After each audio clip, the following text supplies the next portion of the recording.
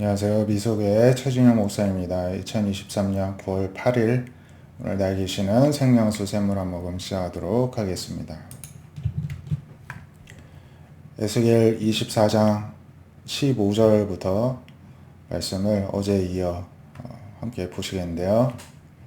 하나님이 또 말씀하시기를 에스겔에게 인자야 내가 너의 눈에 기뻐하는 것을 한번 쳐서 빼앗으리니 너는 슬퍼하거나 울거나 눈물을 흘리거나 하지 말고 죽은 자들을 위해 슬퍼하지 말고 조용히 탄식하고 수건으로 머리를 동이고 발에 신을 신고 입술을 가리지 말고 사람이 초상집에서 먹는 음식물을 먹지 말라 하신지라.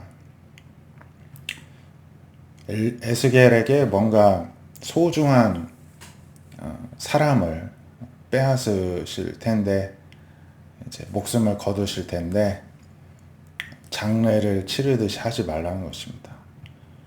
그러니까 이 거꾸로가 이제 유대인들이 장례를 치를 때의 모습입니다. 슬퍼하였고요, 크게 탄식하였고, 수건으로 머리를 동이는 것이 아니라 머리를 풀고 막 재를 뒤집어 쓰고 발에 신을 신는 것이 아니라 맨발로 가고 이제 자기 이제 망했다는 거죠. 큰일 났다는 것입니다. 입술을 가렸습니다. 그리고 막 사람들이 이제 초상집에 위로차 보내주는 가져오는 음식물을 먹었습니다. 그렇게 하였는데 하나님이 그렇게 하지 말라 하십니다. 그래서 아침에 백성에게 말했더니 저녁에 에스겔 아내가 죽었습니다. 그래서 아침에 받은 명령대로 아무 일도 없다는 듯이 이렇게 했습니다. 근데 백성들이 에스겔의 모습을 보고 너가 왜 이렇게 하느냐, 너 선지자인데 이렇게 할 때에는 뭔가 하나님의 뜻이 있는 것 같은데 그 메시지가 무엇이냐. 그래서 하나님의 말씀을 전합니다.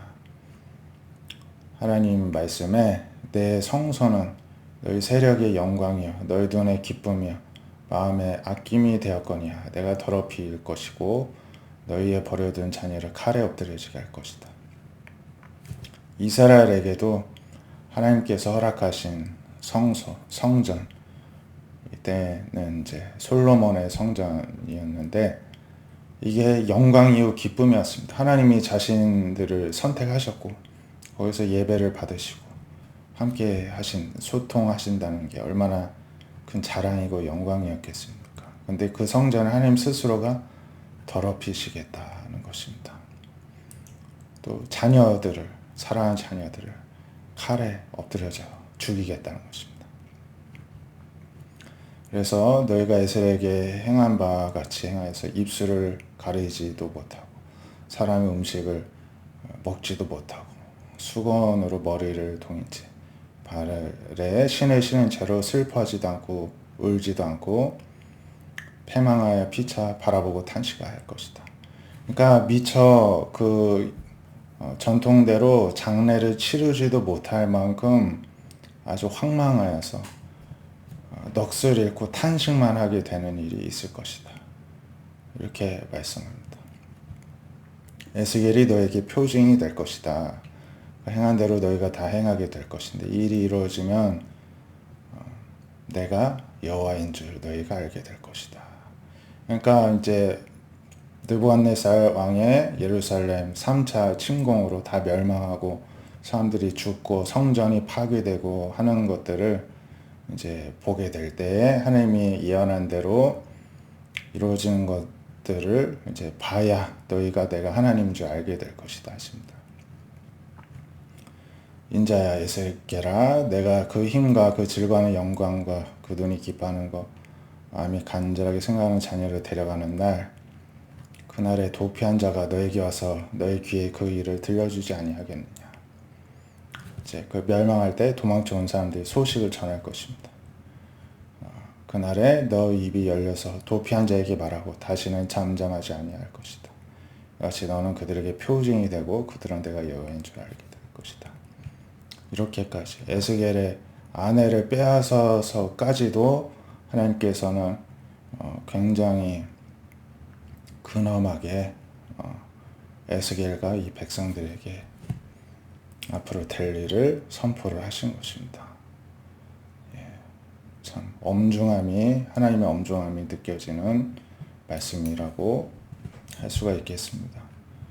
로마서 10장 15절부터 보시면은 보내심을 받지 않으면 어찌 전파가 되겠느냐. 기록된 아름답도다. 좋은 소식을 전하는 자들의 발이여 함과 같이 하나님의 말씀이 전파가 돼야 믿는 사람들 생긴다는 말씀입니다.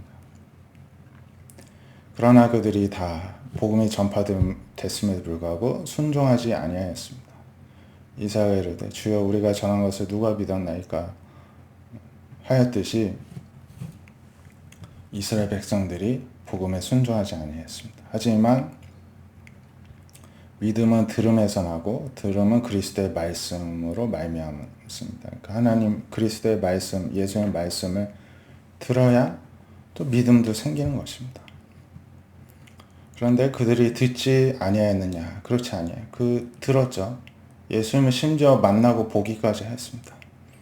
그 소리가 온 땅에 퍼졌고 말씀이 땅끝까지 이르렀습니다. 그런데 이스라엘이 알지 못하였느냐? 먼저 모세가 이르되 내가 백성 아닌 자로서 너희를 시기하게 하며 미련한 백성으로서 너희를 노엽게 하리라 하였고, 또 이사야도 내가 나를 찾지 아니한 자들에게 찾은 바 되고 내가 묻지 아니한 자들에게 나타났노라 말하였고, 이스라엘에 대하여 순종하지 아니하고 거슬러 말하는 백성에게 내가 종일 내 손을 벌렸노라. 이제 하나님이 이렇게 늘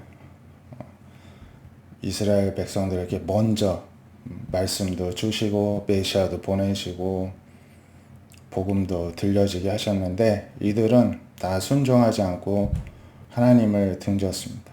그랬더니 오히려 하나님으로부터 오히려 제외되었던 이방인들이 이 복음을 듣고 결국에는 하나님을 찾고 하나님을 만나게 되는 일이 생겼다는 것입니다. 이 로마서를 기록한 바울의 탄식이라고 할 수가 있겠습니다. 그래서 오늘날 우리도 이렇게 믿음은 들음에서 나오고 들음은 그리스도의 말씀에서 나오기 때문에 그리스도의 말씀 부지런히 전하고 안 듣는 사람들이 많을 것입니다. 하지만 그 가운데 우리가 전혀 생각지도 않고 기대도 안 하는 사람들이 또 듣고 하나님께로 돌아오는 일들도 있게 될 줄로 믿습니다. 그 일을 위해서 우리가 그 사명을 감당할 수 있기를 원합니다. 기도하겠습니다. 하나님은 에스겔의 아내까지 목숨을 거두시면서까지도 근엄하고 엄중하게 이스라엘 백성들에게 또 그들을 책망하시고 또 회개를 촉구하시는 그러한 하나님의 또 마음을 보게 하셨습니다. 또 정작 이들을 구원하기 위해 하나님은 계속 말씀을 보내시나 이들은 듣기를 거절하였고 결국에는 그 말씀이 하나님께 선택받지 못했던 이방인들에게 들려지고 그들이 예수님을 믿고 구원받는 일들이 일어나게 되었습니다. 그런 하나님의 안타까움 또한 또 바울의 안타까움도 보게 됩니다.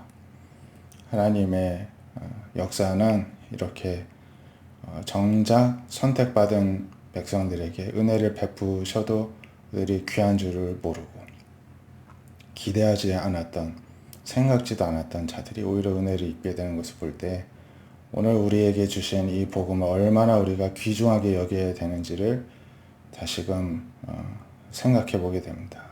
우둔한 저희를 불쌍히 여겨주시고 용서해 주시고 고쳐주셔서 하나님의 복음을 또 듣게 하신 이 은혜를 날마다 감사함으로 하나님께 영광 올려드리는 지혜로운 자녀 백성들 되게 하여 주시옵시고 또 그리스도의 말씀을 땅 끝까지 듣든지 아니 듣든지 전함으로써 또다시 하나님의 나라가 확장되는 그 일을 위해서 한평생 또 최선을 다하는 헌신하는 우리 모두 되게 하여 주시옵소서.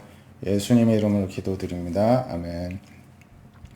오늘도 또 복음을 또 믿고 의지하고 전하기에 힘쓰는 저 여러분 되시기를 축복드립니다. 감사합니다.